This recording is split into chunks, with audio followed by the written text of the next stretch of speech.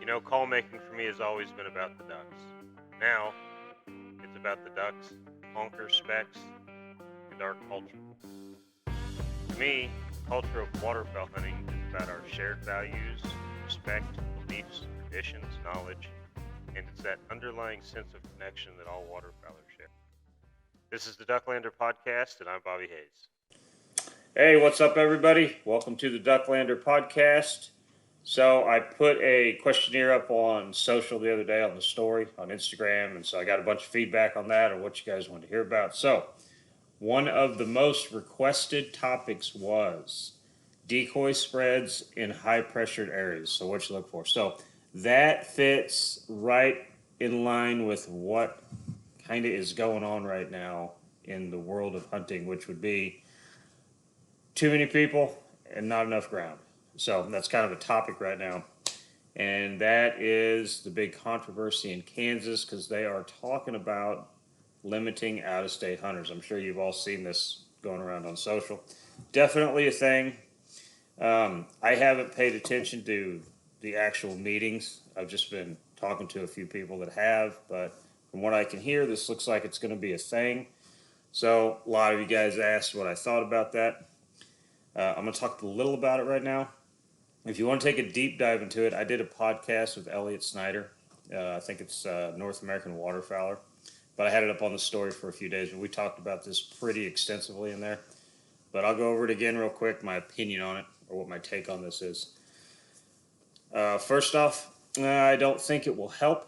I think it might actually hurt. So my main concerns with this would be if we limit out of state hunters to just a few days would be what is the second and third order consequences to this? Because there's going to be an unintended side effect that doesn't help. It's pretty hard to change policy without something like that going on. So I would say it doesn't help because it doesn't address the whole problem. As waterfowlers, we have two choices basically. We have private ground or public ground. And I personally, 5, 6, 7 years ago, whatever it was, I switched to hunting private ground exclusively because of what I do for work. There's a few reasons for that. The main one is I don't want to draw attention to a place and ruin some weekend guy's hunts. So I don't think that's a good thing for somebody in my position to do. So I have the ability to hunt on permission ground. So that's how I've gone about it. With that said, since we have two choices of where we can hunt, all of us, that's private ground or public ground, I think if you start limiting the public ground, you will increase the pressure on the private ground. So I'm not sure that helps waterfowlers in general. It may help a small segment, but I don't know if it helps overall. I think if they really wanted to improve the waterfowl hunting in Kansas, they're going to have to address how the public ground is used, and they're going to have to address the amount of outfitters that we have in the state. Now, don't get me wrong, I am not against outfitters in any way. I have many of them that are friends of mine, and a good outfitter can definitely be a net positive for an area, but a poor outfitter can be a huge negative impact on an area. So I think you're going to push more people, more hunters to private ground, to outfitters specifically. That's my guess as to what will happen. I don't think people are just going to stop hunting. So I think if you do that, you're just going to hurt another section of Kansas waterfowlers. So I don't know what's the right way to go about this. I do know this. I would rather, if they're going to do this, they tried it out as a pilot program for a year or two and then collected data and then went to the public to see how it helped, what it affected, what it changed. That way they would have a better understanding of what the long-term side effects would be. So definitely would rather see this as a pilot program, see what it does, and then go from there. And then my other question would be, they still can't really police the guiding on public ground that we outlawed a few years ago. So I don't know how they're going to enforce this. Now, I'm not bagging on KDWP at all. Got great game wardens, everything's ran well. they just don't have there's just not a lot of wardens. So I don't know how this will be enforced. So I would just need more data to say, but overwhelmingly, I want to say it's probably a bad idea. So that's my take on it. You're welcome to throw a comment when I throw this up on social. Let me know what you think, but that's my take on it. I just don't know if it's a good thing. I don't think it addresses the whole situation. So now, for something a little more fun, we will get into decoy setups. So a lot of you asked, like, what's my take on hunting someplace that's got a lot of pressure, decoy spread wise? And I would take that in a different direction personally. So, like, I grew up on public ground, so I know what you're talking about, but you can really refer this to high pressure on private ground or high pressure on public ground. It's not that different. So I wouldn't necessarily concentrate on how I would set the decoy spread out on public ground or private, just high pressure birds. I would concentrate on what kind of birds I'm finding. So just as an example, if I went out to a refuge and it was very high pressured and I was looking for what to take advantage of out there. So that would be, what opportunity can I capitalize on as far as killing a duck? I want to see what the ducks are actually doing. So my goal would be to find the least pressured ducks in the refuge. And you can tell that because when you're looking at a refuge, marsh, could be a farm pond. It doesn't matter. That's why I say this kind of correlates both ways. If ducks land and they get really used to a place, or we could say unpressured, they will be spread out. They will be just not in a ball. So the more they get pressured, the more they group up, because that's how they protect themselves.